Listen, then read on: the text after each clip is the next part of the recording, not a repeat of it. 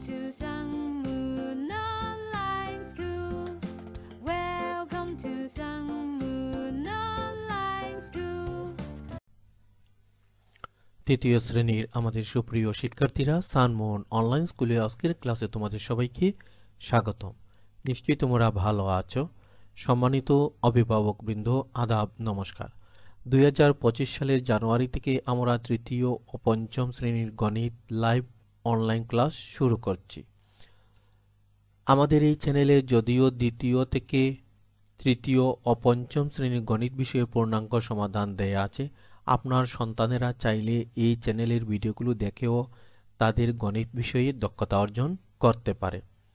আমরা কিছু ক্ষেত্রে লক্ষ্য করেছি কিছু কিছু স্টুডেন্ট ভিডিও দেখে তাদের সম্পূর্ণ কনফিউশন দূর হয় না, তাদের মনে কিছু কিছু প্রশ্ন থেকে যায়।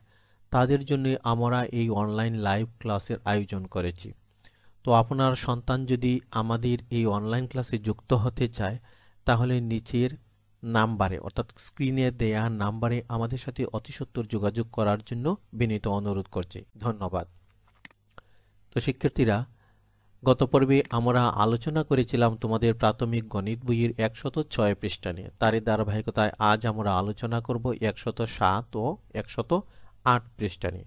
তোমরা যারা গত পর্বটি যথাসময়ে দেখতে পারোনি, তোমাদের জন্য নিচে ডেসক্রিপশন বক্সে ক্লাসের লিঙ্কটি দেওয়া আছে, সেখানে ক্লিক করে চাইলে ক্লাসটি দেখে নিতে পারো। ছোট্ট বন্ধুরা, আজকের ক্লাসটিও তোমাদের জন্য খুবই গুরুত্বপূর্ণ ও আনন্দদায়ক হবে। তাই আমি বিশ্বাস করি তোমরা পরবর্তী কয়েকটি মিনিট অত্যন্ত ধৈর্য ও মনোযোগের সহিত ক্লাসটি কন্টিনিউ করবে। তো এবার চলো আমরা ক্লাসটি শুরু করি। ছোট্ট বন্ধুরা, তোমরা তোমাদের গণিত বইয়ের 107 পৃষ্ঠাটি খুলে নাও। এখানে 4 নম্বর প্রশ্নের মধ্যে কিছু ছবি আছে এবং এই ছবির মধ্যে বেশ কিছু জিনিস দেয়া আছে এবং জিনিসের দাম উল্লেখ করা আছে। এখানে প্রথম প্রশ্ন হচ্ছে, রং পেন্সিল ও স্কুল ব্যাগ কিনলে খরচ হবে। এই যে তোমরা রং পেন্সিল দেখতে পাচ্ছ, এই রং পেন্সিলের দাম কত? 45 টাকা। তো আমরা এই রং পেন্সিলের দাম লিখব 145 টাকা। এখন স্কুল ব্যাগের দাম কত? এই যে তোমরা দেখতে পাচ্ছ স্কুল ব্যাগ, এই স্কুল ব্যাগের দাম হচ্ছে 325 টাকা 50 পয়সা। এখন বলা হয়েছে কি, রং পেন্সিল ও স্কুল ব্যাগ কিনলে খরচ হবে, অর্থাৎ মোট কত টাকা খরচ হবে। এই জন্য আমাদেরকে কি করতে হবে? রং পেন্সিলের দামের সাথে স্কুল ব্যাগের দাম যোগ করতে হবে। তো আমরা প্রথমে উপরে লিখলাম রং পেন্সিলের দাম 145 টাকা, কোনো পয়সা কিন্তু এখানে নেই। তার সাথে আমরা যোগ করব স্কুল ব্যাগের দাম। স্কুল ব্যাগের দাম কত? 325 টাকা 50 পয়সা। আমরা লিখব টাকার ঘরে 325 টাকা, পয়সার ঘরে লিখব আমরা 50 পয়সা। এখন দেখো, প্রথমে আমরা কি করব? এই পয়সা যোগ করব, কিন্তু উপরে কোনো পয়সা নাই, তাই আমাদের হিসাবের সুবিধার জন্য আমরা এখানে শূন্য দিয়ে নিব। এবার আমরা যদি এই শূন্যর সাথে শূন্য যোগ করি, তাহলে কত পাই? শূন্য পাই। এই শূন্যর সাথে 5 যোগ করলে হয় 5। এবার আমরা টাকার অংশ যোগ করব। 5 এবং 5 যোগ করলে হয় 10, 10-এর শূন্য হাতে আছে 1। দশক স্থানীয় অঙ্ক 4 এবং 2 যোগ করলে হয় 6 আর হাতের 1 7। শতক স্থানীয় অঙ্ক 1 এবং 3 যোগ করলে হয় 4। 470 টাকা 50 পয়সা। এখানে দেখো, বক্সে কোনো জিনিসের নাম লেখা নেই। এখানে দেয়া আছে ও ঘড়ি কিনলে খরচ হবে। এখানে যে ছবি তোমরা দেখতে পাচ্ছ, এই ছবি থেকে তোমাদের যে কোনো পছন্দের একটি জিনিস এখানে লিখতে পারো। আমি এখানে লিখছি শার্ট। বলা হচ্ছে শার্ট ও ঘড়ি কিনলে কত খরচ হবে। তার মানে এখানে কি করতে হবে? যোগ করতে হবে। তাই আমরা প্রথমে লিখব শার্টের দাম 430 টাকা 50 পয়সা। এখন ঘড়ির দাম কত? ঘড়ির দাম হচ্ছে 525 টাকা। আমরা এই টাকার নিচে লিখে নিব 525 টাকা, কিন্তু এখানে কিন্তু কোনো পয়সা নেই, তাই আমরা হিসাবের সুবিধার জন্য এখানে দুটি শূন্য দিয়ে দেব। এবার আমরা যোগ করব। এই শূন্য এবং শূন্য যোগ করলে আমরা পাই শূন্য, 5 এবং শূন্য যোগ করলে পাই 5। এবার টাকা অংশ যোগ করি। এখানে শূন্য এবং 5 যোগ করলে হয় 5, 3 আর 2 যোগ করলে 5, 4 আর 5 যোগ করলে হয় 9। অর্থাৎ আমাদের যোগফল হবে 955 টাকা 50 পয়সা। অর্থাৎ শার্ট ও ঘড়ি কিনলে খরচ হবে 955 টাকা 50 পয়সা। এবার তোমরা এই ছবিটি লক্ষ্য করো এবং এখানে দেখো দুটি খালি বক্স, অর্থাৎ দুটি খালি ঘরে কোনো কিছু লেখা নাই। তার মানে কি, তোমরা তোমাদের পছন্দ মতো এখান থেকে যে কোনো দুটি জিনিস নির্বাচন করে এই দুটি জিনিস কিনতে কত টাকা খরচ হবে সেটি তোমাদেরকে বের করতে হবে।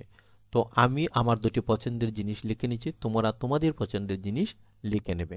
আমি এখানে লিখলাম গাড়ি ও বল। তোমাদের গাড়ি এবং বল নিয়ে খেলতে খুবই ভালো লাগে না, তাই আমি গাড়ি এবং বল পছন্দ করলাম। এবার আসো, এই গাড়ির দাম কত? গাড়ির দাম হচ্ছে 460 টাকা।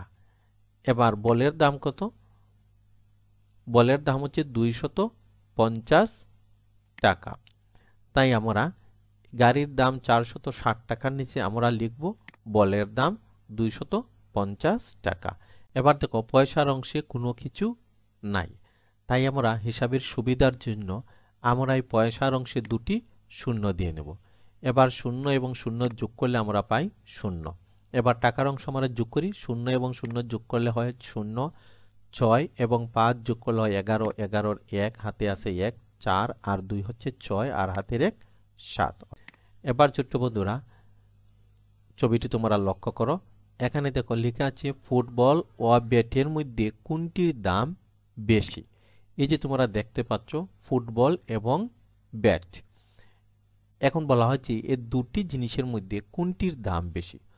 আমরা যদি শতকস্থানীয় অঙ্ক তুলনা করি তাহলে ফুটবল এর দামের শতকস্থানীয় অঙ্ক হচ্ছে 2 এবং ব্যাটের দামের শতকস্থানীয় অঙ্ক হচ্ছে 1। এখানে আমরা দেখতে পাচ্ছি ফুটবলের শতকস্থানীয় অঙ্ক 2 বেশি এবং ব্যাটের শতকস্থানীয় অঙ্ক 1 কম, তাই ফুটবলের দাম বেশি। এখন প্রশ্ন হচ্ছে কত টাকা বেশি সেটি আমাদেরকে বের করতে হবে। আমরা জানি বিয়োগ করতে হলে কি করতে হয়, বড়টি থেকে ছোটটি বিয়োগ করতে হয়। এখানে বড় কোনটি? ফুটবলের দাম, তাই আমরা প্রথমেই লিখব ফুটবলের দাম। ফুটবলের দাম কত? 250 টাকা।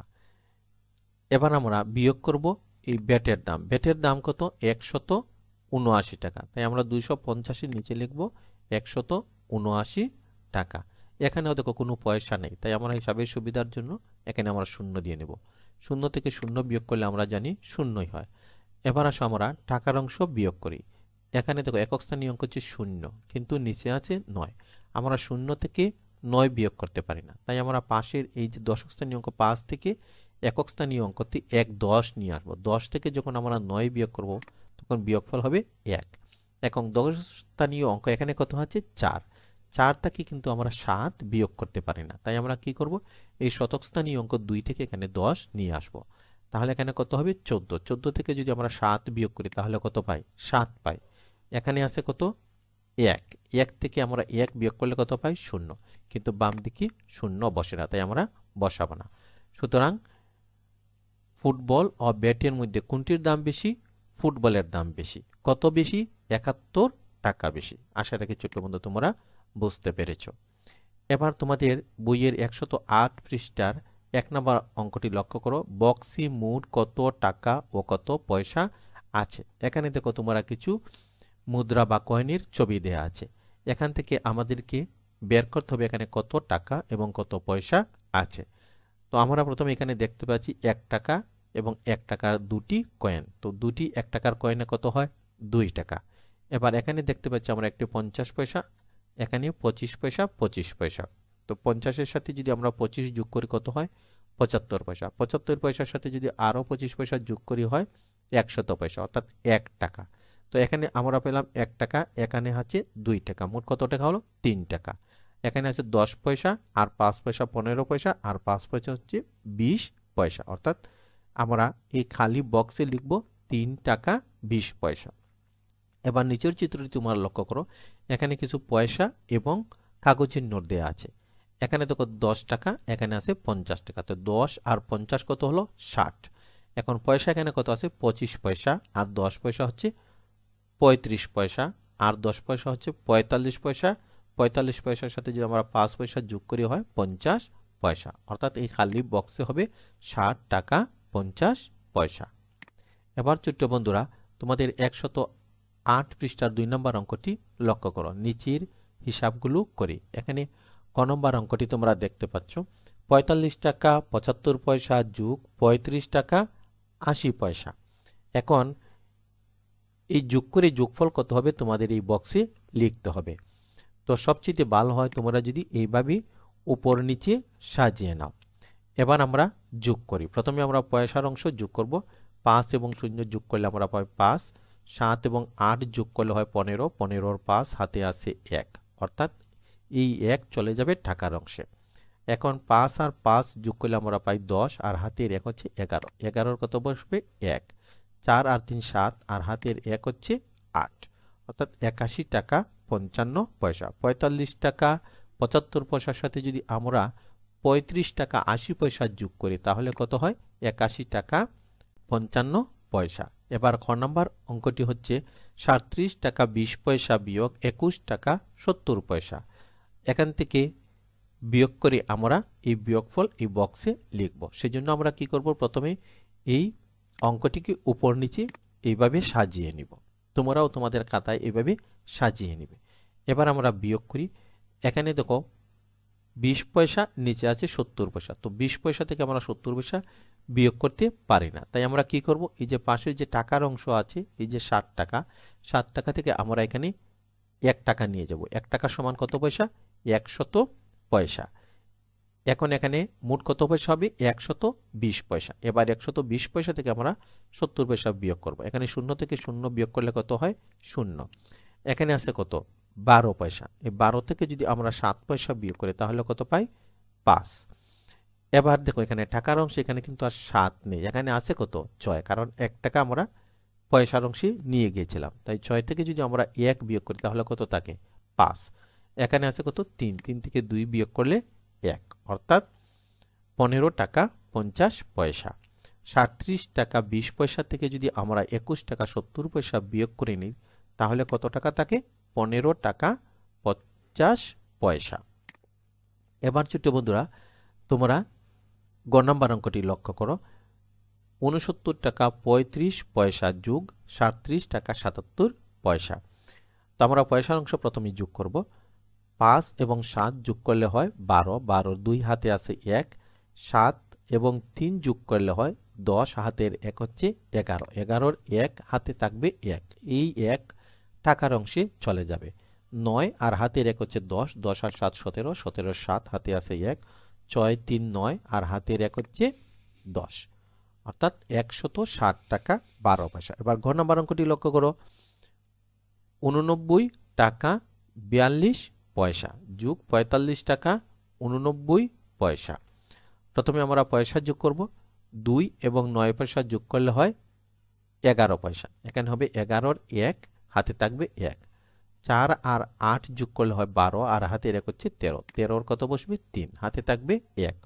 এই ১ টাকা টাকার অংশে চলে যাবে। ৯ আর হাতের ১ হচ্ছে ১০ আর ৫ হচ্ছে ১৫, ১৫-র ৫ হাতে আছে ১।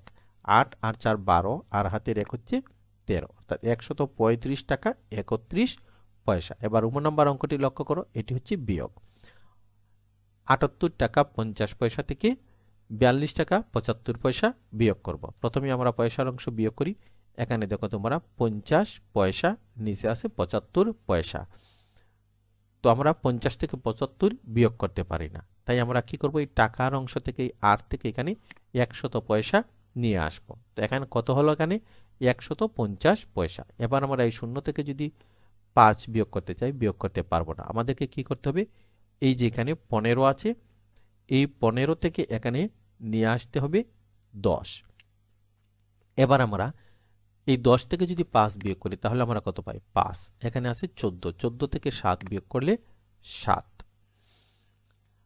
এবার আমরা টাকার অংশ বিয়োগ করব। এখানে কিন্তু ৮ নেই, আছে কত, ৭, ৭ থেকে ২ বিয়োগ করলে ৫, এখানে আছে ৭, ৭ থেকে ৪ বিয়োগ করলে ৩, অর্থাৎ ৩৫ টাকা ৭৫ পয়সা। এবার ৬ নম্বর অঙ্কটি তোমরা লক্ষ্য করো। ২০০ টাকা ২০ পয়সা বিয়োগ ১০ টাকা ৪০ পয়সা। এখানে উপরে আছে ২০ পয়সা, নিচে আছে ৪০ পয়সা। তো ২০ পয়সা থেকে ৪০ পয়সা বেশি, তাই আমরা ২০ থেকে ৪০ বিয়োগ করতে পারি না। আমরা কি করব, এই টাকার অংশ থেকে এখানে ১০০ পয়সা বা ১ টাকা নিয়ে আসব। এখন এখানে কত হলো, ১২০ পয়সা। এবার আমরা বিয়োগ করব। শূন্য থেকে শূন্য বিয়োগ করলে আমরা পাই শূন্য, এখানে আছে কত 12, 12 থেকে 4 বিয়োগ করলে 8। এখন দেখো এখানে কিন্তু 200 টাকা নেই, এখানে আছে কত 199 টাকা। এখন এখানে আছে কত 9, 9 থেকে শূন্য বিয়োগ করলে হয় 9, এখানেও আছে কত 9, এই 9 থেকে যদি আমরা এই 1 বিয়োগ করি তাহলে কত হয় 8। এখন এখানে কত আছে 1, এই 1 থেকে 1 আমরা লিখে নিব, অর্থাৎ 189 টাকা 80 পয়সা। এবার ছোট্ট বন্ধুরা তোমাদের 108 পৃষ্ঠার 3 নম্বর অঙ্কটি লক্ষ্য করো, আমি পড়ছি, তোমরা মনোযোগ দিয়ে শোনো। উষার 65 টাকা 75 পয়সা ছিল, তার মা তাকে খাতা কেনার জন্য 82 টাকা 75 পয়সা দিলেন, এখন উষার কত টাকা হলো? ছোট্ট বন্ধুরা প্রথমেই তোমরা প্রশ্নের মধ্যে কি কি তথ্য দেয়া আছে সেটি খেয়াল করে নেবে, তারপর এখান থেকে কি বের করতে বলা হয়েছে সেটি চিন্তা করবে, তারপর কোন প্রক্রিয়ায় অঙ্কটি সমাধান করবে সেটি নিয়ে চিন্তা করবে। এখানে কি কি তথ্য দেয়া আছে? উষার 65 টাকা 75 পয়সা ছিল, মা তাকে খাতা কেনার জন্য 82 টাকা 75 পয়সা দিলেন, এই হচ্ছে তোমাদের তথ্য। এখন উষার কত টাকা হলো, এখন তোমাদেরকে বের করতে হবে কি উষার কত টাকা হলো। এখন এখানে আমরা কোন প্রক্রিয়া ব্যবহার করব? যোগ প্রক্রিয়া, কারণ উষার কত টাকা হলো এটি আমাদের বের করতে হবে, এটি বের করতে হলে আমাদেরকে যোগ করতে হবে। এবার আসো অঙ্কটি আমরা সমাধান করি। এই অঙ্কটি সমাধান করার জন্য আমরা অঙ্কটিকে এইভাবে উপর নিচে সাজিয়ে নেব, তোমরাও তোমাদের খাতায় এভাবে সুন্দর করে উপর নিচে সাজিয়ে নেবে। এবার আসো আমরা পয়সার অংশটি যোগ করি। 5 এবং 5 যোগ করলে আমরা পাই 10, 10-এর শূন্য হাতে আছে 1, 7 আর 7 যোগ করলে 14, আর হাতের 1 15, 15-র 5 হাতে আছে 1, এই 1 আমরা টাকার অংশের সাথে যোগ করব। 5 আর 2 হচ্ছে 7, হাতের 1 হচ্ছে 8, 6 আর 8 যোগ করলে আমরা পাই 14, 148 টাকা 50 পয়সা। সুতরাং এখন উষার 148 টাকা 50 পয়সা হলো। এবার তোমরা 4 নম্বর অঙ্কটি লক্ষ্য করো। জুবাইয়ের 78 টাকা 25 পয়সা দিয়ে একটি খেলনা কিনলো, সে দোকানদারকে 100 টাকা দিলে দোকানদার তাকে কত টাকা ফেরত দেবে? এখানে কি কি তথ্য দেওয়া আছে? জুবাইয়ের একটি খেলনা কিনলো কত টাকা দিয়ে? 78 টাকা 25 পয়সা দিয়ে। সে দোকানদারকে 100 টাকার একটি নোট দিল, এখন প্রশ্ন হচ্ছে দোকানদার তাকে কত টাকা ফেরত দেবে? তো তোমরা যদি প্রশ্নের মধ্যে এরকম দেখো যে ফেরত দেবে, কত টাকা কম, কত টাকা বেশি, পার্থক্য কত, তাহলে অঙ্কটি ধরে নিবি বিয়োগ হবে। এবার অঙ্কটি আমরা সমাধান করি। তো বিয়োগ করার জন্য আমরা জানি প্রথমে বড় সংখ্যাটি লিখতে হয়, নিচে ছোট সংখ্যাটি লিখতে হয়। এখানে বড় কত? 100 টাকা এবং ছোট হচ্ছে 78 টাকা পয়সা, তাই আমরা 100 থেকে 78 টাকা 25 পয়সা বিয়োগ করব। এবার এই বিয়োগ করার জন্য আমরা উপর নিচে এটিকে এভাবে সাজিয়ে নিব। এখন দেখো এখানে আমরা প্রথমে পয়সা বিয়োগ করব, কিন্তু 100 টাকা এখানে কোনো পয়সা নেই, তাই হিসাবের সুবিধার জন্য আমরা এখানে দুটি শূন্য দিয়ে নেব। এখন হলো 100 টাকা 00 পয়সা। এখন এই 0 পয়সা থেকে আমরা 25 পয়সা কিন্তু বিয়োগ করতে পারি না। কেন পারি না?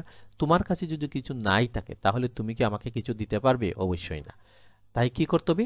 আমরা পাশের এই যে 100 টাকা আছে, এই 100 টাকা থেকে এখানে আমরা 100 পয়সা অর্থাৎ 1 টাকা নিয়ে আসব। 1 টাকা সমান কত পয়সা? 100 পয়সা। এবার আমরা এই 100 পয়সা থেকে 25 পয়সা বিয়োগ করব। এই শূন্য থেকে আমরা 5 বিয়োগ করতে পারি না, তাই আমরা এই 10 থেকে এখানে 1 নিয়ে আসবো। তো কত হলো? 10, 10 থেকে 5 বিয়োগ করলে হয় এখানে 5, এখানে আছে কত? 9, 9 থেকে 2 বিয়োগ করলে আমরা পাই 7। এখন এখানে কত টাকা আছে? এখানে কিন্তু আর 100 টাকা নাই, এখানে কত আছে? 99 টাকা। এবার আমরা 99 টাকা থেকে এই 78 টাকা বিয়োগ করব। 9 থেকে 8 বিয়োগ করলে আমরা পাই 1, এই 9 থেকে 7 বিয়োগ করলে হয় 2, অর্থাৎ 21। তো আমরা এখানে 9 থেকে 8 বিয়োগ করলাম 1 এবং এই 9 থেকে 7 বিয়োগ করলাম, থাকলো কত? 2, অর্থাৎ 21 টাকা 75 পয়সা। সুতরাং দোকানদার তাকে 21 টাকা 75 পয়সা ফেরত দিল। ছোট বন্ধুরা, আশা করি অঙ্কটি তোমরা বুঝতে পেরেছ। এবার আসো বাড়ির কাজ। তোমাদের গণিত বইয়ের 107 ও 108 পৃষ্ঠা নিয়ে আমরা আলোচনা করেছি। এই 107 ও 108 পৃষ্ঠা তোমরা বাসায় বারবার অনুশীলন করবে। যত বেশি অনুশীলন করবে ততই তোমাদের কাছে এই ধরনের অঙ্কগুলো খুব সহজ হয়ে যাবে।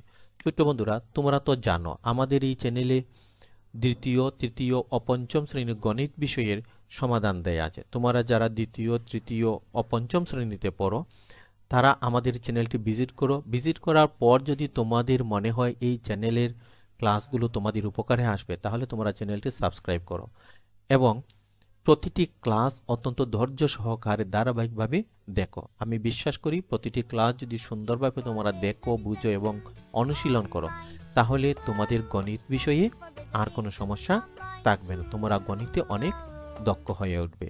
তো ছোট্ট বন্ধুরা, তোমরা যদি আমাদের এই ক্লাসটি ফেসবুক পেজ থেকে দেখে থাকো তাহলে সানমোহন অনলাইন স্কুল ফেসবুক পেজটি ফলো এবং লাইক করে নিও। তোমরা যদি আমাদের এই ক্লাসটি ইউটিউব চ্যানেল থেকে দেখে থাকো তাহলে সানমোহন অনলাইন স্কুল ইউটিউব চ্যানেলটি সাবস্ক্রাইব করে নিও। এতক্ষণ আমাদের সাথে ধৈর্য ধরে থাকার জন্য তোমাদের সবাইকে আন্তরিক ধন্যবাদ। ভালো থেকো, সুস্থ থেকো। পরবর্তী ক্লাসে আবারও দেখা হবে। ধন্যবাদ সবাইকে।